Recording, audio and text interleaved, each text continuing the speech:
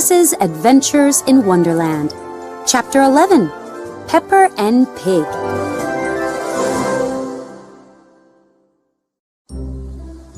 Alice stood outside the house, unsure what to do next. Suddenly, a footman in uniform ran out of the woods. The footman had a face like a fish. He knocked on the door, which was answered by another footman. This one had a round face and eyes like a frog.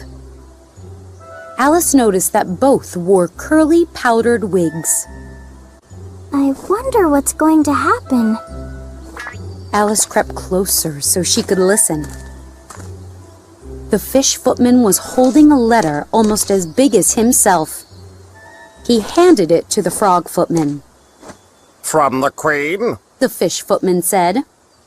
An invitation for the Duchess to play croquet. This must be the Duchess's house, Alice said to herself. I wonder if she's the Duchess that the White Rabbit was talking about. The two footmen bowed low, tangling their curls together. Alice laughed so hard that she ran into the woods so they wouldn't hear her. When she peeped out again, the fish footman was gone. The frog footman was sitting on the ground staring at the sky.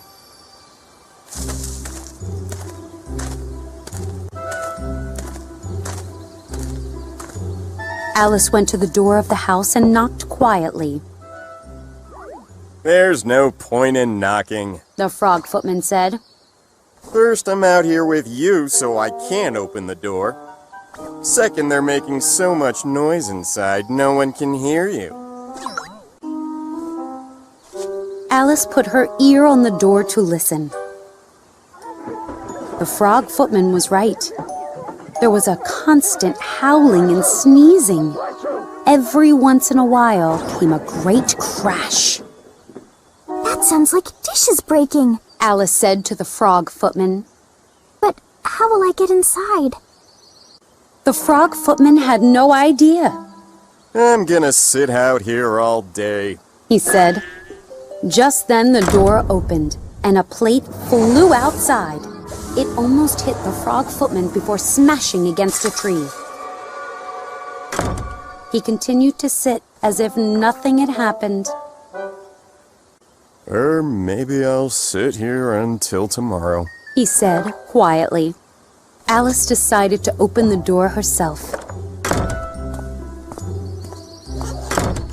The door led right into the kitchen, which was full of smoke. The Duchess sat on a stool, feeding a baby. The cook was leaning over the fire, stirring a pot of soup. Alice began to sneeze.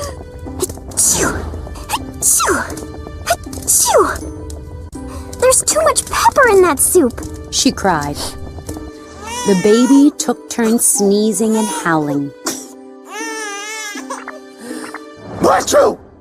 The Duchess sneezed once in a while, but the cook didn't sneeze at all. A cat was lying on the hearth and grinning from ear to ear. It didn't sneeze either. I've never seen a cat grin like that, Alice said. Then you haven't been paying attention, the Duchess said. All cats know how to grin, but this Cheshire cat is especially good at it. Pig! The Duchess said this last word so loudly that Alice jumped. Then she realized the Duchess was speaking to the baby. The baby had tiny eyes and a nose like a snout. Before Alice could say a word, the cook started throwing things. Watch what you're doing, Alice said. You're going to hurt the baby. The Duchess tossed the baby to Alice. Here, you can feed the baby if you like. I must get ready to play croquet with the Queen. And with that, the Duchess hurried from the room. Alice tried to hold on to the wiggling baby while the Cheshire Cat simply grinned.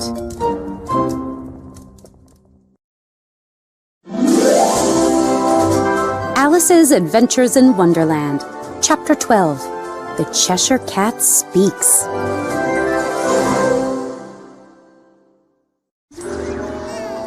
Alice was having trouble holding the wiggling baby. She was still only 9 inches high. As quickly as she could, Alice carried the baby outside the Duchess's house. The baby grunted, and Alice examined it closely. With each passing moment, it looked more and more like a pig. I don't know what I'll do with this creature when I get home, Alice said. The baby grunted loudly. This time, there could be no mistake. This is definitely a pig, Alice said. She put the animal on the ground, and it ran into the woods. Relieved, Alice started walking.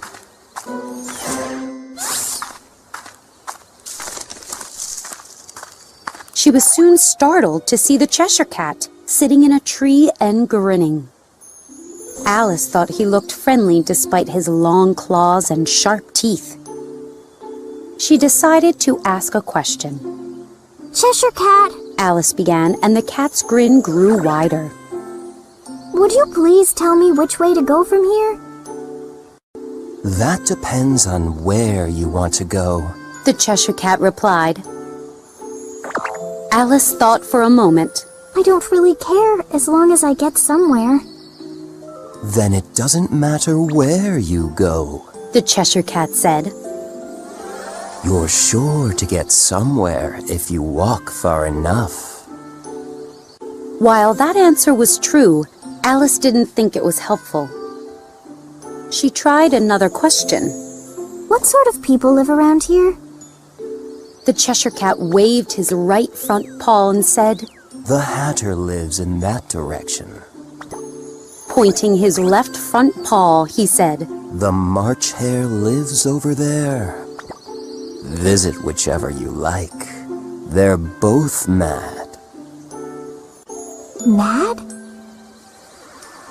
Yes, they're both quite insane. Then again, everyone here is mad. Even you.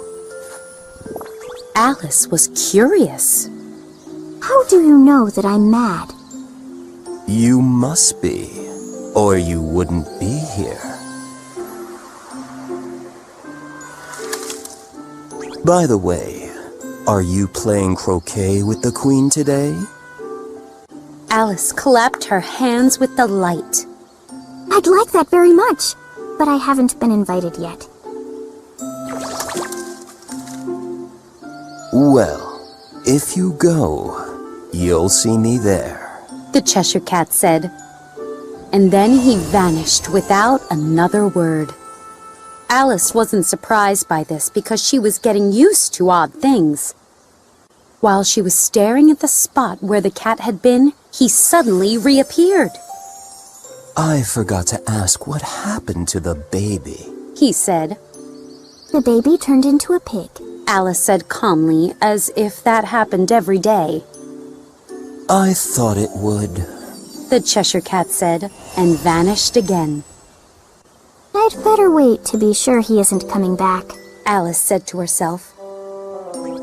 But the Cheshire Cat didn't reappear. After a few minutes, Alice walked toward the March Hare's house. I've seen hatters before, but I've never met a March Hare. As Alice said this, she looked up. There was the Cheshire Cat sitting in a tree. Did you say pig or fig? The Cheshire Cat asked. I said pig. I wish you wouldn't keep appearing and disappearing so suddenly. You're making me dizzy. All right. This time the Cheshire Cat vanished slowly, beginning with his tail and ending with his mouth. His grin remained long after the rest of him had disappeared. I've seen a cat without a grin, but never a grin without a cat. Alice shook her head in disbelief. That's the strangest thing I've ever seen. Alice soon came to a house with chimneys shaped like ears. The roof was made of fur. That must be the March Hare's house, she said. And because the house was bigger than she was, Alice wanted to grow. She nibbled at her mushroom until she was 2 feet high.